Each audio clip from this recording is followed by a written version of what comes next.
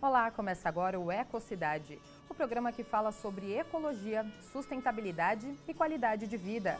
Hoje vamos falar sobre a situação dos povos indígenas em São Paulo. Aqui no estado existem mais de 40 mil índios, quase 38 mil, vivendo em áreas urbanas, segundo o IBGE. Para comentar esse assunto, recebemos o indigenista Guilherme Martins. Seja bem-vindo, Guilherme. Obrigado a todos. Recebo também o Tiago Henrique Caraí, líder Guarani e conselheiro de saúde indígena. Obrigada pela presença, Tiago. Nada, Carol. Guilherme, para começar o programa, quais são os grupos indígenas, que estão aqui na cidade de São Paulo e por quais regiões eles estão distribuídos? Os principais grupos indígenas aqui na cidade de São Paulo ficam distribuídos entre a zona noroeste, lá na terra indígena do Jaraguá, perto do Pico do Jaraguá, e também no extremo sul da cidade, na região de Parelheiros, Marcilac, onde fica outra terra indígena Guarani também, chamada Tenondeporã. Essas duas terras indígenas são do povo Guarani. Guarani-Mbuá, os principais grupos indígenas que vivem aqui na cidade, mas outros grupos também vivem, Tem os indígenas em contexto urbano, como os Pancararu, que hoje habitam a região lá do Real Parque, Funiô, Pataxó, vários grupos indígenas que se deslocaram de seus territórios tradicionais e hoje habitam aqui o contexto urbano da cidade. E aqui no estado de São Paulo, tirando a cidade, quais são os outros locais que existem os grupos, as tribos indígenas? Sim. Do povo Guarani-Mbuá, no estado de São Paulo, a maioria deles se localizam na região do litoral, Do litoral sul, também um pouco do litoral norte. Outros povos como os Caigangue, os Choclen, habitam a região mais para o interior do estado de São Paulo. E esses são os principais povos que estão no nosso estado hoje em dia, E, Tiago, onde você mora? Eu sou da terra indígena Jaraguá. Lá do Jaraguá. Isso. E é uma terra demarcada já? É uma área demarcada ou ainda não? É a menor terra indígena demarcada do Brasil, É uma terra de 1,7 hectares, é bem pequena, para mais ou menos 700 habitantes. Então hoje a gente vive em uma luta pela nossa demarcação, Em 2014, se eu não me engano, a gente teve a assinatura do ministro da Justiça, que na época era o José Eduardo Cardoso, e ali ele assinou a nossa portaria reconhecendo a terra indígena Jaraguá na capital de São Paulo. Só que o governador do estado ele judicializou a nossa demarcação e aí a gente sofremos diversas perseguições pela própria mídia, a gente sofremos aí com a criminalização da nossa comunidade, E isso enfraqueceu a nossa demarcação. Então hoje ela está no judiciário, Estamos esperando a decisão do Supremo Tribunal Federal. E isso faz com que a gente viva uma luta constante para manter a nossa cultura, para manter as nossas tradições, para manter a nossa floresta, Hoje em São Paulo a gente vê que a mata está se acabando, Os animais quase extintos em São Paulo. E ali no Pico do Jaraguá é um pouco de Mata Atlântica que sobrou, Que a gente preserva com a nossa vida ali. Só que a gente vem sofrendo isso, Porque existem muitos interesses ao redor, Por conta que ali na terra indígena Jaraguá a gente estamos presos entre o Rodoanel, a Anhanguera e a Rodovia dos Bandeirantes. Então tem muitas pessoas ali, empresários interessados em fazer transportadora, como é uma área turística também por conta do Pico do Jaraguá, então a gente sofre esse tipo de perseguição, É bem complicado para a gente ali. E Guilherme, qual é a situação das outras áreas, das outras tribos que vivem aqui na cidade de São Paulo? Elas já estão demarcadas, elas também sofrem igual a tribo do Tiago, igual a área dele, que foi demarcada, mas agora está na justiça? Sim. Em São Paulo a gente tem apenas essas duas terras indígenas do povo Guarani-Mbuá, que é em processo de demarcação. Então, Os povos indígenas em contexto urbano, embora eles tenham territorialidades específicas e tenham todo um agrupamento social bem particular de cada povo, eles não estão inseridos no que o governo, do que o Estado brasileiro caracteriza como terra indígena. Então, embora esses povos tenham suas demandas territoriais, infelizmente, o Estado brasileiro não encontrou uma forma de atender essas demandas específicas de forma regularizada. Então, o povo Guarani, Mbuiá, em São Paulo, é o único povo que tem essas terras em processo de demarcação. Então, tem a terra indígena do Jaraguá, na região noroeste, que o Tiago falou um pouco, da situação em que, até depois de muita pressão do movimento indígena, dos grupos Guarani e também de parceiros, de apoiadores, o processo de demarcação teve a assinatura do ministro da Justiça e ele aguarda uma outra etapa definitiva, que é a assinatura do Executivo, da Presidência da República, que vai homologar essa terra e registrar essa terra num cartório como terra tradicional da União, terra tradicional indígena, perdão, pertencente à União. Mas esse processo agora está parado devido a essa judicialização, né? Interesses de proprietários particulares que têm suas terras que incidem dentro da terra indígena, interesses também da Secretaria do Meio Ambiente do Estado, na questão de gestão do parque, uma gestão que a gente acredita bastante equivocada, que tenta excluir os povos indígenas e seus territórios tradicionais, né, que eles cuidam ancestralmente, né, Tiago? E lá na Zona Sul o processo não está tão diferente, né?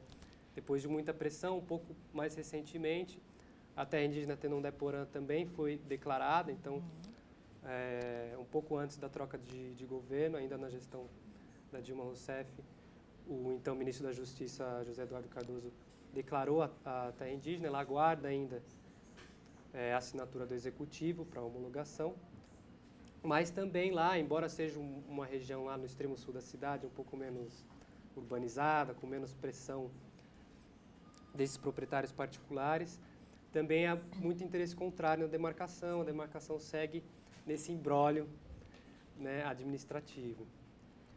E, Tiago, quais são as principais reivindicações, né, dos povos indígenas atualmente? Eu acho que a nossa maior luta hoje é a garantia dos nossos direitos, né, que hoje a gente vem vivendo diversos retrocessos grandes. A luta contra a PEC 215, que é uma forma do governo federal, dos deputados federais tirarem o nosso direito de demarcação, né? Acho que para os povos Guarani, o que a gente tem de mais sagrado é a nossa terra, né? A gente pertence à terra, a gente trata a terra como nossa mãe. É assim que a gente é criado na aldeia. E quando se tira o nosso direito de viver na terra, de poder plantar, de poder aprender e ensinar, a gente perde tudo, né? Então a gente não tem como lutar por uma educação, lutar por uma saúde sem a nossa demarcação. E hoje o que a gente vem vivendo é isso, né? O interesse da bancada ruralista, da bancada evangélica, né? É de acabar com os povos indígenas. Isso em geral, não é só o povo Guarani. Então a gente sofre com essas questões, né? Em São Paulo a gente tem uma luta muito grande há muito tempo. A gente vem mostrando que em São Paulo tem Guarani, que em São Paulo tem cultura indígena, que deve ser respeitado, mas de uma certa forma a gente vem tratado como se a gente fosse invasor, né? O que a gente não consegue compreender é isso, né? Que os descendentes de europeu, que são invasores da nossa terra, tratam a gente como se nós fôssemos os invasores. E isso para nós é muito triste, né? Então hoje a gente vem lutando para melhoria na saúde, lutando para melhoria na educação, mas nada disso a gente consegue se a gente não tiver uma demarcação. Como eu falei, a terra indígena Jaraguá é a menor terra indígena do Brasil demarcada ali, 1,7 hectares, um pedacinho que não dá para viver 10 famílias direito. E a gente tem mais de 700 habitantes ali já. E quando a gente vive essa situação, a gente começa a sofrer problemas psicológicos, né? A gente tem jovens que têm esse problema. Então a gente sofre com o preconceito, a discriminação. E isso traz com que esses interesses políticos venham afetar ainda mais a nossa comunidade com essas criminalizações que a gente sofre. E eu acho que a nossa maior reivindicação hoje é que a gente tenha os nossos direitos mantidos, que as demarcações venham a acontecer, porque está na Constituição Federal, né? Nosso direito à demarcação, a área que nós tradicionalmente ocupamos, né? Hoje uma coisa assim que o branco não entende, né? O branco ele tem a sua cultura, a sua forma Sim. de viver, a gente temos a nossa, né? Onde a gente ocupamos é todo o território onde a gente, desde onde a gente dorme, onde a gente mora, quanto o lugar onde que nossos pais, nossos avós vai nos ensinar também, né? Leva a gente na mata para ensinar a cuidar de nascente, a conhecer o que é remédio, o que não é. Então, dá todo o ensinamento da mata, e isso para a gente tem que ser considerado a nossa ocupação tradicional também. Uhum. E na capital de São Paulo, a gente vem também lutando para que o programa Aldeia se torne uma lei na capital de São Paulo, né? Porque é algo que é um projeto que nos ajuda muito a manter a nossa cultura, né? Fortalecendo ainda mais a nossa cultura e nos fortalecendo politicamente também, porque a gente tem a chance, a oportunidade de se aproximar dessas ONGs que nos apoiam, né? Como o CTI. Hoje a gente tem o Guilherme da nossa aldeia, que passa diversas informações técnicas do Juruá, né? do não indígena, e que isso ajuda a gente a entender melhor a lei do branco, para que a gente possa argumentar e lutar melhor pelo nosso direito, né? A gente vai continuar falando sobre a situação dos povos indígenas, mas nós temos que ir para um rápido intervalo e daqui a pouco voltamos com mais Ecocidade.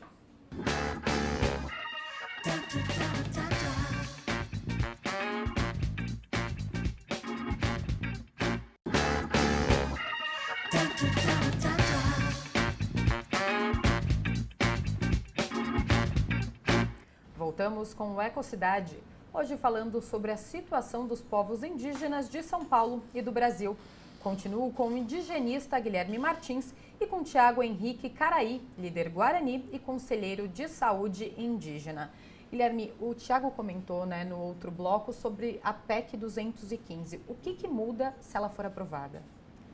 A PEC 215 é um dos principais ataques aos direitos dos povos indígenas no Brasil. O objetivo dela é transferir a competência e os dispositivos de demarcação de terras indígenas do Executivo para o Legislativo. E justamente no Legislativo, onde a gente encontra representantes contrários aos direitos dos povos indígenas do Brasil, principalmente a bancada ruralista, os defensores dos interesses do agronegócio. E o grande problema é que a concepção atual e constitucional de demarcação de terras indígenas, ela está assentada um pouco no que o Tiago disse, que é a visão que os povos indígenas têm, né, de sua cultura, que se desdobra desde a ocupação territorial, a centralidade da terra, da ocupação da terra, para a reprodução física e cultural desses grupos. Então, o Estado reconhece o que a gente chama de direito originário dos povos indígenas. Direito originário porque ele vem de antes da própria Constituição do Estado brasileiro. Então, as terras indígenas são terras tradicionalmente ocupadas pelos grupos indígenas desde antes, como o Tiago disse, né? Nós que invadimos as terras deles. Então, atualmente, o processo de demarcação de terras indígenas ele é meramente administrativo, ou seja, o Estado apenas reconhece esse território anterior, originário dos povos indígenas, e através dos diversos dispositivos, como constituição de grupo de trabalho com a FUNAI, para reconhecimento e delimitação desses territórios, e depois a assinatura pelo Ministro da Justiça, a declaração e posteriormente a homologação. Enfim, são vários processos onde o Estado apenas reconhece, é um processo administrativo. Com a PEC 215, passando, né, o objetivo da PEC, que é passar do Executivo para o Legislativo, onde são representantes da bancada ruralista, o processo passa a ser político. Ele ganha um caráter político, onde os próprios deputados, de acordo com os interesses que eles defendem, vão politicamente palpitar se uma terra indígena é tradicional e originária ou não. Então isso subverte todo o assento constitucional dos direitos dos povos indígenas, cuja base é o território, como o Thiago falou. Então a PEC 215 é a principal bandeira de luta do movimento indígena, das organizações de apoio indigenista, mas ela não é a única, né? São vários dispositivos, vários projetos de emenda constitucionais como as PECs, que pretendem das mais diversas coisas, tanto modificar os processos de demarcação de terras indígenas, autorizar mineração em terras indígenas, acabar com o licenciamento ambiental em terras indígenas. São vários ataques no legislativo, aliados também com ataques nos outros 2 dos 3 poderes, né? Então, no legislativo, a gente tem esses vários projetos de emenda constitucionais tentando tirar os direitos indígenas.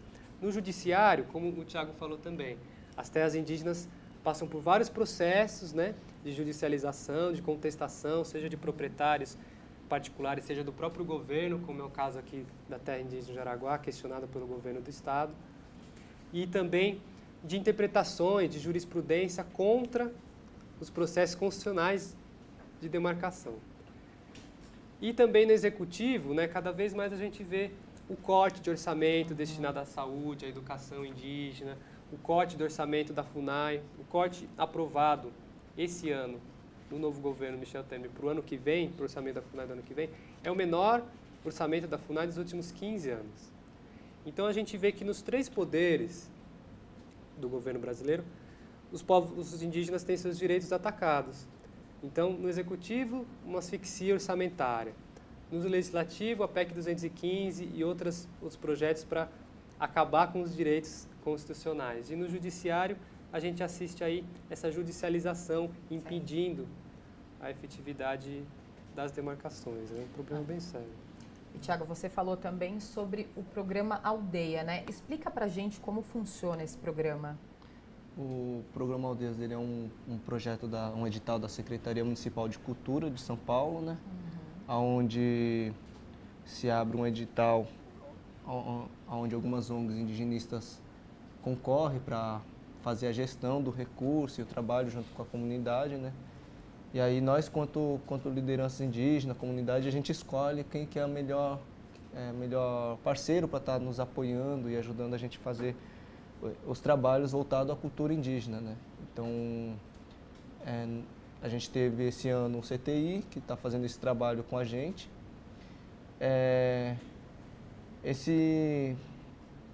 Nesse trabalho do programa Aldeias ali, a gente consegue fortalecer a comunidade de diversas formas, né? A gente consegue nos organizar para fazer os nossos eventos na comunidade, eventos como cerimônias tradicionais. A gente consegue organizar nossos plantios, mesmo a gente tendo uma terra muito pequena, a gente consegue ainda organizar nossos plantios.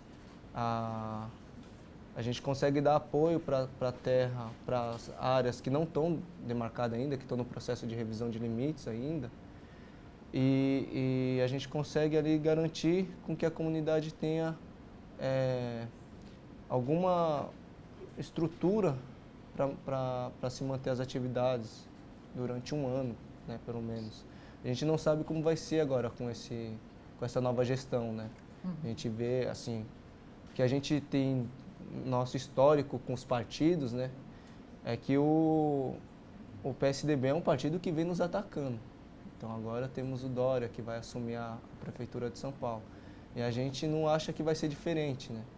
Então a gente fica muito preocupado, porque o programa Aldeias ainda não é um projeto de lei, né? A gente protocolamos o documento, viemos na Câmara Municipal fazer essa reivindicação, só que a gente sabemos que a gente está meio sem apoio do governo mesmo, né? Em todas as instâncias, né, do governo.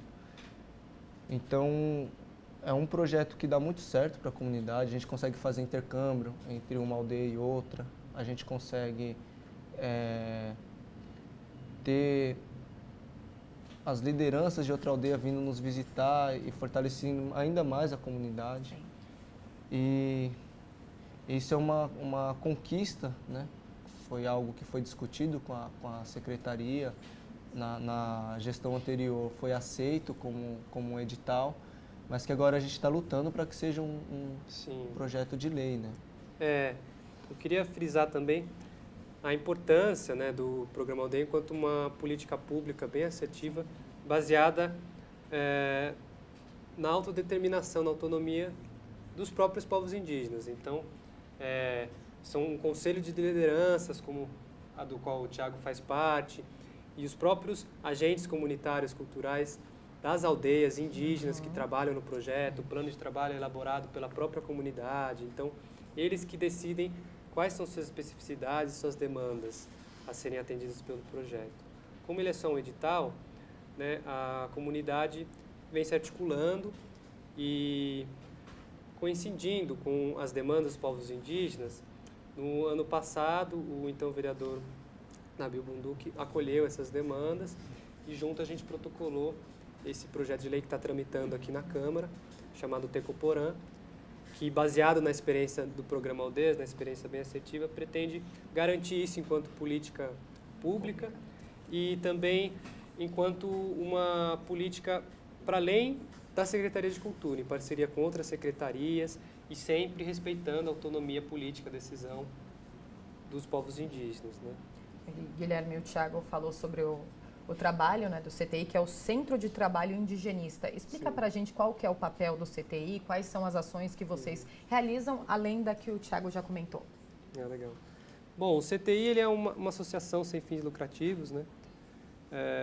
Foi gestada por antropólogos indigenistas já na década de 70 e desde então vem atuando, né, junto com os povos indígenas no sentido de garantir a efetivação dos seus direitos, né? E a gente trabalha em vários biomas do Brasil, né, com destaque na Amazônia, no Cerrado e também na Mata Atlântica, onde tem aqui o povo Guarani-Mbuiá. Então são vários povos e vários biomas de atuação, sempre com uma perspectiva muito forte, né, principalmente em trabalhos de controle territorial, gestão ambiental e também de formação e valorização cultural, né, das tradições, dos rituais.